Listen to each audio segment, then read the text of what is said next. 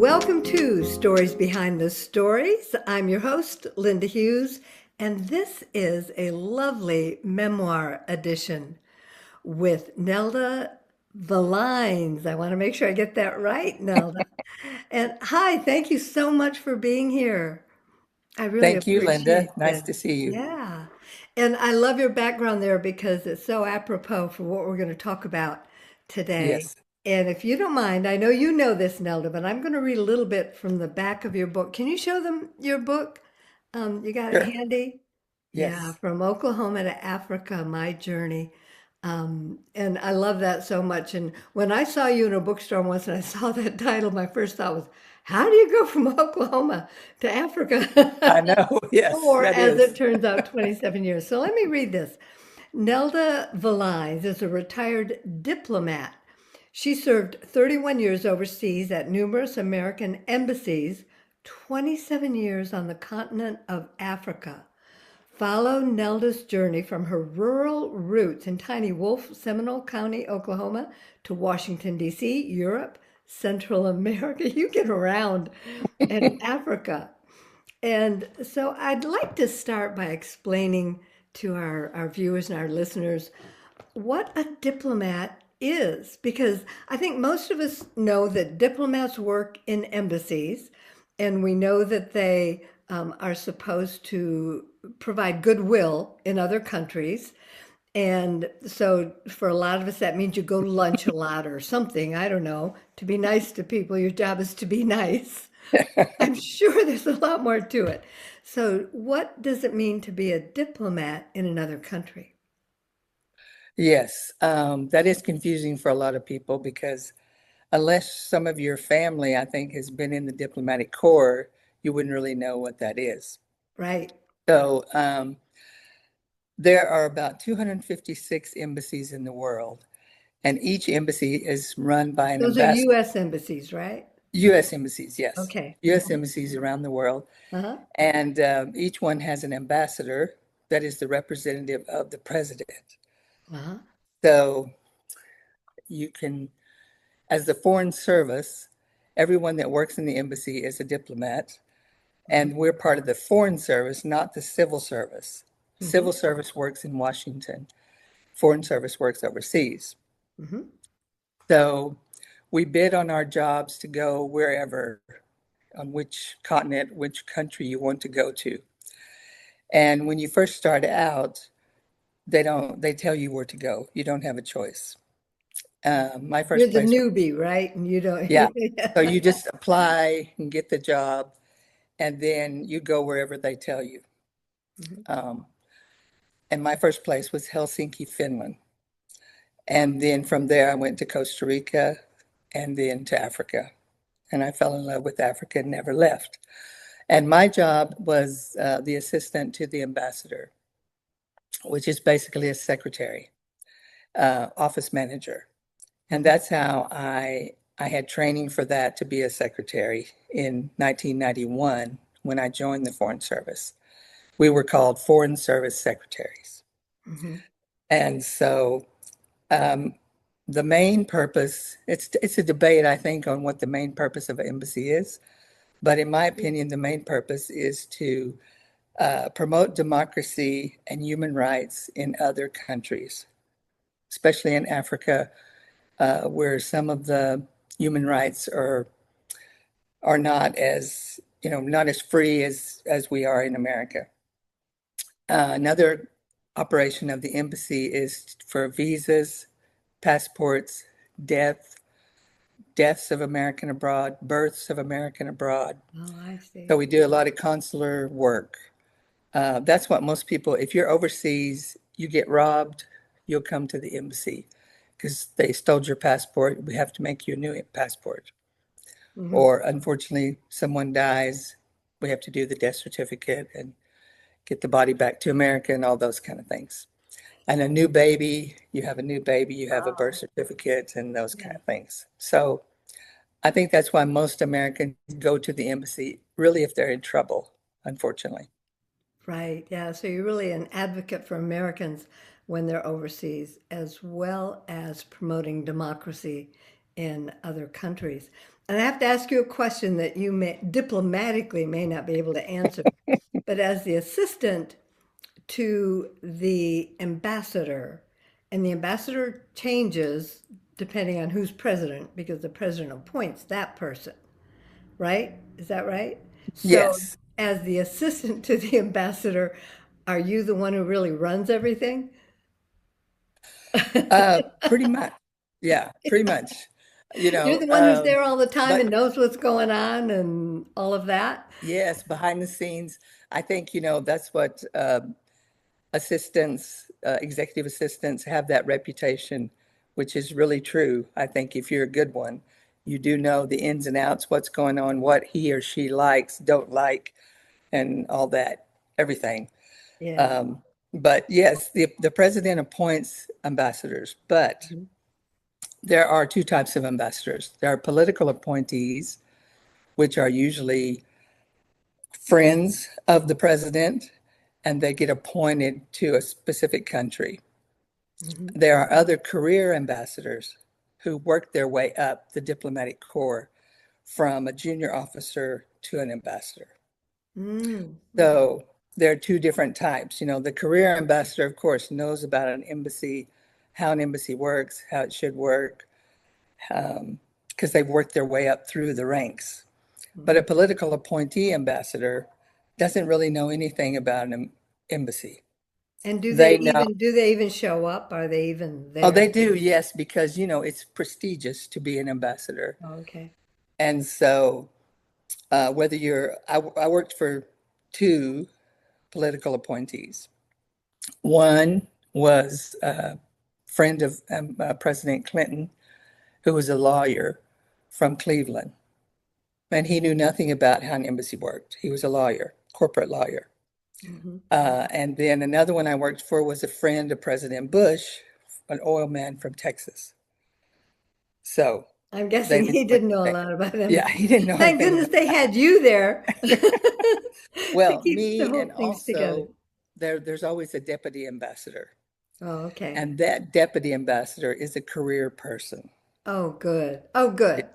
Yeah. That makes me So, feel more secure. yeah. That's good. So in That's good. reality, the deputy ambassador and the assistant shows the political appointee ambassador how things work. That's Yeah. truly amazing and astounding that you did that for so many years. So tell us now how you go from being a little girl, and again, the cover of your book, is that you on your bike?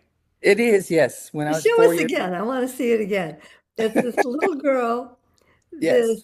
this scruffy, what can I say, scruffy little Oh girl yeah. We were not, upper class at back. all. Yeah, and I was a little girl like that too. The princess thing wasn't for me. No, I You was a tomboy. know, I barefoot have three outside. brothers, Yeah. three older brothers, and so I was a tomboy outside all the time playing. And my father wanted me to be a boy, I think. So, yeah. So how did you go from that to being a diplomat who worked all over the world, really? Yes, it was just a unique experience. I never dreamed I would do that. I didn't even know that was an option when I was growing up I can because, imagine. Yeah. yeah, we never heard the words embassy or diplomat. I never Mhm. heard those words growing up in Right. Oklahoma. Yeah. From Oklahoma, I moved to Phoenix, and then I saw an ad in a magazine, Hmm. really and truly, that said foreign service secretaries needed to work overseas. I'll be And darned. I was a secretary at the time. So it's like, okay. And I wanted to travel, but I had no money to travel. So all you had to be was American citizen, typing, and shorthand. And I could do all those. So I wrote a letter in those days, wrote a letter and got asked for the application from State Department. And then they sent the application back, which was like 10 pages. And then I filled it out, sent it back, came back again saying, you qualified for the oral interview in LA. Oh, So I flew from Phoenix to LA, interviewed in downtown LA in the federal building, which I'd never been I'd never taken a taxi, and I took a taxi from the airport to the interview First time. Oh first time. my goodness. Yeah. Because, you know, in Oklahoma, most of America, of course, you drive everywhere. Yeah. And this was a big city. So just that was an experience, which I tell about details in the book. And then after background checks and everything, I finally got the job took about 9 months Oh, that's a long to time. do that. Yeah. And then I went to Washington for training, 6 weeks. And then I was in Helsinki, Finland. And I never had a passport before. The first passport I ever had was a diplomatic passport. That's just, So it's incredible. I have a quick question. Did they pay for your airfare from Phoenix to Phoenix, LA? no, not from Phoenix to LA because I wasn't employed Because yet. for somebody like us back at Mhm. that time, that would have been a big expense. I mean, Well, it wasn't so bad because it was, I found out many people do that, go back and forth, Phoenix to LA. So it was only about $80, oh, okay. Yeah. 1990. That was 1990. Yeah. Yeah. And you remember how much that I was. remember, yeah. Well, I kept a journal. That's how Yeah. one reason I wrote my book was because have kept a journal since I was 12 years old, Yeah. or a And diary, as we called it in those days. and I've read the book and it really is amazing. And what I love is the way that you as someone from a small town in Oklahoma acclimated to I don't know exactly how to say it. I mean, you had to be so open-minded and yet you were often surprised because of Yeah. course there was just no frame of reference for the things that were happening to you. Because, like you said, you'd never even heard of some of these things before. I know, being a small town girl myself from Michigan, back then, I wouldn't have had a frame of reference for a lot of things that were going on in different cultures. I may have heard about it, read about it, but a lot of it I wouldn't have known anything about it. And so I just loved how you took us through how you really grew up, how you grew as a woman, how you matured, and really opened your heart to the whole world. That's what I get out of what you Oh, wrote. thank you. That's a nice sentiment, but yes. I Does that did. I make definitely sense? grew up. Definitely grew up, yes, because I just didn't know anything about anything. And I can still remember being in Washington, getting my ID badge and my diplomatic passport, which was like big time. That was Hmm. really a big thing. And then, like, I had those from nobody, and I was important, in a sense, not even because I was just starting out, but it was Yeah. overwhelming. But I was with, other ladies that were also in the same boat, in our class. There was about 20 of us. Yeah. And I was one of the youngest at 29 Oh. years old. And Oh. there was another girl who was 26, but the rest of the ladies were in their 30s, 40s, and even 50s. Oh my They God. were like second Really? career ladies. Yeah. So I Oh, thought I I would be see. old. I Yeah. thought at 29 I would be old going into that, but I was one of the youngest. So Which, many of them already had careers in yeah, diplomatic they were service or in the secretaries military that or had, whatever. Okay. they were, uh, they had divorced or had changed jobs, or some family circumstance had changed their career and they decided to join the Foreign Service. And we, as a joke, we would call it the Foreign Circus many times. So, because it's a whole different breed of people that Yeah, join the Foreign Service, it has to honestly. be.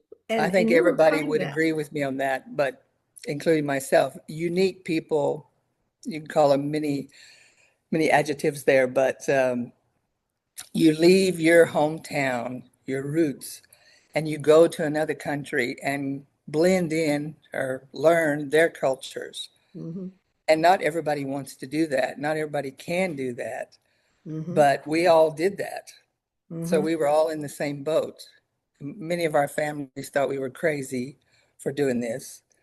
Yeah. Um, but it was the perfect job for me. I loved it. I loved meeting new people, visiting new places. But yeah, we're all a little different that join the foreign circus.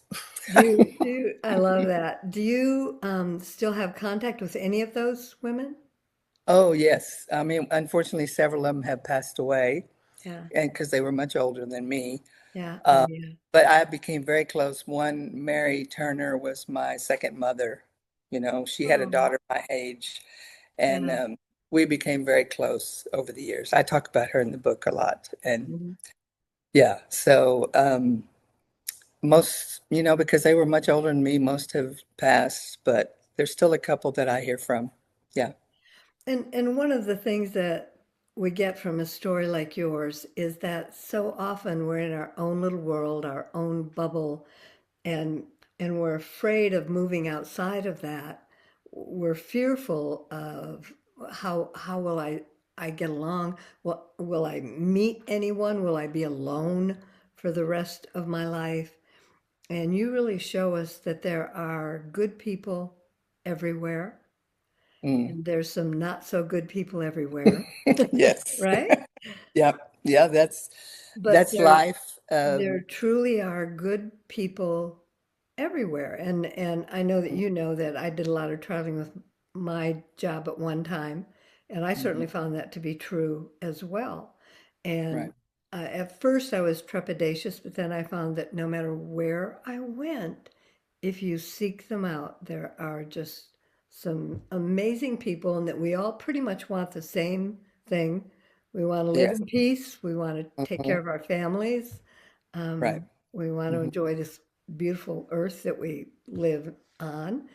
Yeah. And so we're all more alike than we are different. And I think you point that out with the people that you became so close to in your career and in Africa. So let's talk for a minute about how you fell in love with Africa. Right. I grew up, of course, on a little ranch and was outside a lot with nature and animals, Hmm. horses and cows and pigs and everything. But And ticks. I love that. Horses, yeah. cows, and ticks. That's And Oklahoma. Yeah. yeah, yes, definitely. Um, but when I went to Africa, you know, I went, of course, for my job. Um, and once I got to Africa, my eyes were really opened by the nature of Africa, the trees, the animals, the clouds, the birds, all of that is like I'd never seen that before. Mm. When I grew up with that stuff, but I didn't appreciate it because I couldn't wait to get out of the country to go to Mm. the big city, you know. Oh. Mhm. Um, and so I did that.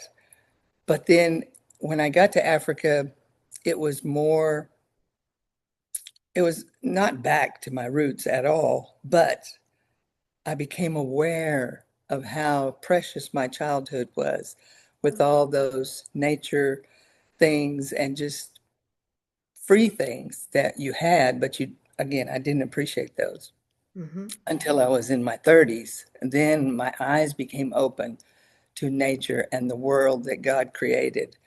And then I became a photographer, and then I saw things in a whole different light. Mhm. And African people, of course, were very nice to me, even though there was many places where I was the only white person, everybody else was black. And I'd never grown up that way. There were no black people around me growing up, except the one family in high school for a few years. So that was a whole, I finally realized how black people had felt all these years in America and all over the world Mhm. of being the only black person in the store or in the room. I went through that Mm. and could see how, wow, this is not so great, really, you know. But fortunately for me, the African people accepted me and took me in. So I have numerous black friends, you know, African friends, lifelong friends that I met in Lesotho, which was my first African post, which I'd certainly never heard of. It's a tiny, tiny, tiny place. But Yeah. I still am friends with those people today after, 30 years. Uh, Mm. it's just I was meant, God put me in Africa. I was meant to be there, which I had no idea. But now looking back, I can see that's where I belonged. Oh, that brings tears to my eyes. Yeah. But it's Um, really true. I mean, it changed me as a person, of course. Growing up, you don't know any better. You just know your little community. right. And it opened my eyes, opened my mind to accept other people of other nationalities, other religions. Because I was in Sudan, in Muslim country, for 2 years, which is a whole nother world for any American. Certainly somebody from Oklahoma that, didn't even know what that meant, Yeah. Muslim or Islam or anything. So it opened me up to other religions, other faiths. And yes, just because you didn't believe like I believed, you could still be a good person. And everybody wants to be loved and to love and to have, a good life, which Hmm. that's different for different people. But peace, I think everybody wants peace Hmm. in many ways. There are always those people in any religion that are fanatics that mess things up, but that happens all over the world. I learned not just in certain places in the world.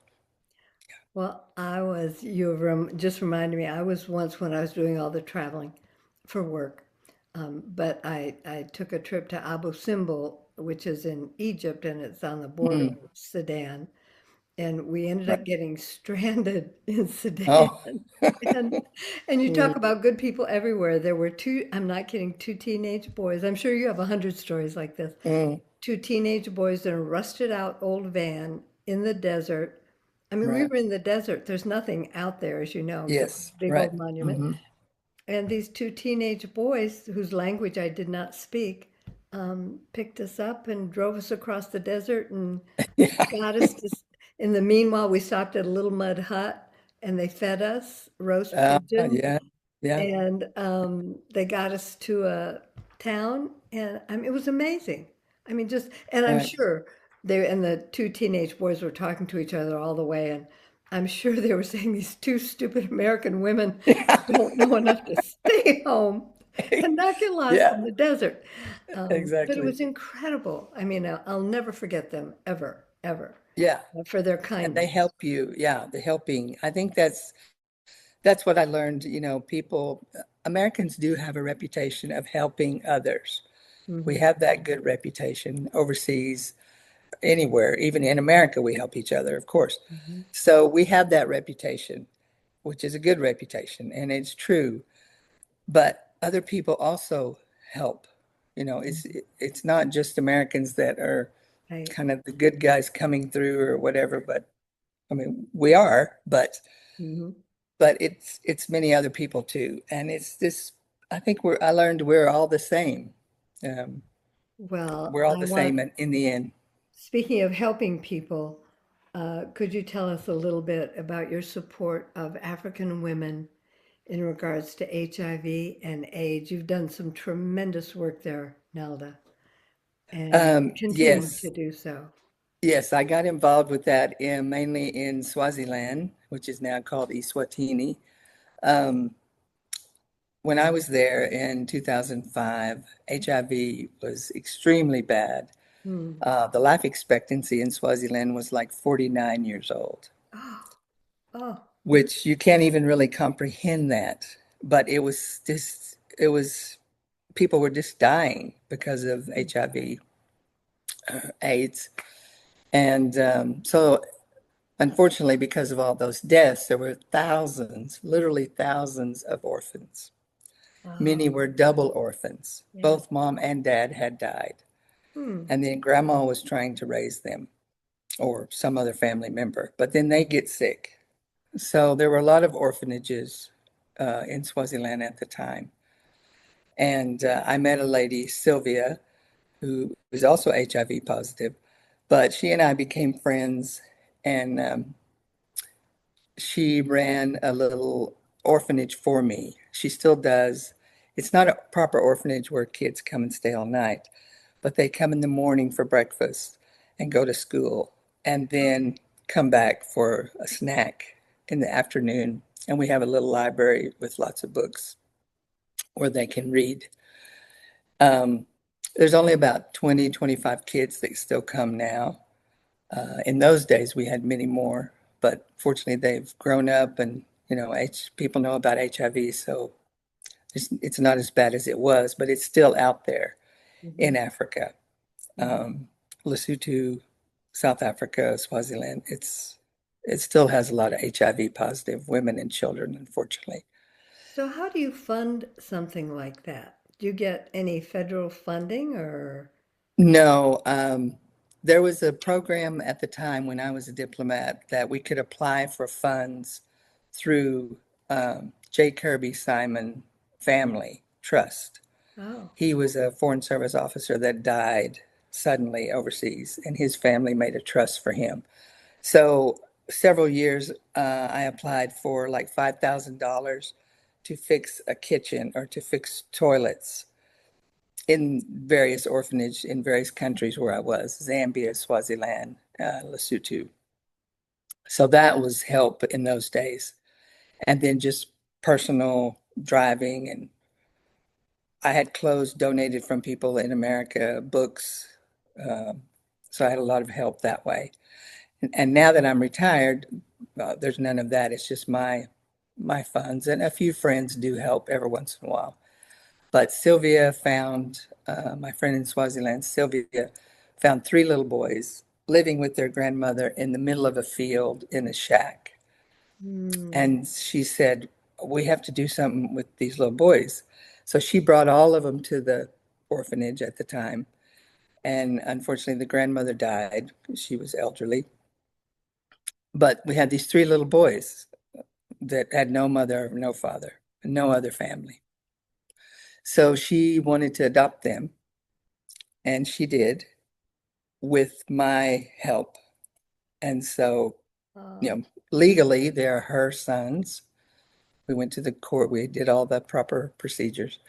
We had to prove that their mom and dad were dead with death certificates and all, which was a very cumbersome thing to get, but she finally got it. So they're legally her sons now, and they're teenagers now. They were little boys at the time. So And I they're believe big. their picture is in the book, isn't it? Yes, I put Yeah. when we first got them. Well, not when we first got them, but kind of midway. Yeah, it's a great picture. I Yeah. love that. A lot of good photographs in the book. Nelda, you've Yes. done some incredible work, and you've certainly made us as Americans look good in other parts of the world. And Mm. I thank you so much for your service Oh, and all thank that you you. It have was done. great. Yes. Show everybody your book one more time. Okay. And yeah, from Oklahoma to Africa, My Journey, Nelda Villines. Mm. And the book is available where? Everywhere? Pretty much everywhere, yes. Of course, Amazon, Walmart, Barnes and Noble, online.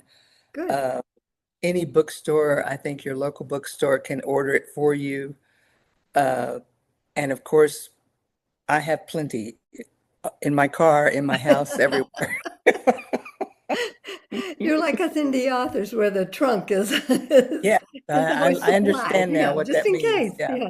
Yeah. That's wonderful. And I know you're doing a lot of book signings around Oklahoma and in I think some in Texas and Kansas and Yes, this you're month getting out. I'm going to northern Texas, just across the Oklahoma line, and then southern Kansas on that side. Mainly, I go mainly to libraries, and I usually leave a book in the library when I leave, just for them, because I want, these are usually small little libraries. Yeah. Like when I grew up, there was no library Oh, around where I grew up, yeah. but libraries are great resources for children, young people these days. And sometimes I talk to high school kids that they too can have this career overseas. They don't need if not everybody wants it, you don't have to, but there is that opportunity for you to do that if you want Oh, to. If I did it in the 90s yeah. from a little place, it's certainly much easier to do it now online and all the technology that's out there. Yeah, they don't have to send a request in the mail for an application, but it No, comes in the mail. no, they don't. Most of them wouldn't even understand what that What even they wouldn't know meant, what that is. yes. That's amazing. It's wonderful that you are doing that. And where can our viewers and our listeners get a hold of you? What's your website address? Well, I actually don't have a website. I mainly just use Facebook, Okay. uh, Facebook page. That's where I advertise, and uh, yeah, I haven't done a website. I might in the future, but right now it's just on Facebook. Well, I'll put Yes. that link in the description for this Oh, yes. this talk. So I am Yeah. so appreciative of you being here, and I am so grateful that we met at a book signing. And I had just written a book, and I was in the process of writing the book about a spy, a female spy for America. Right. And she was working through the embassy uh, Yes. Yes. and in Istanbul. And here I am beside a woman who was a diplomat for so many years. I And know. you were so Yes. informative. It was the best book signing. That was great for me. It's been such a pleasure. Thank you so much for being with me today. Thank you, Linda. It And was we'll great. stay in touch. Okay? Definitely. Yes. All right. Bye. Bye.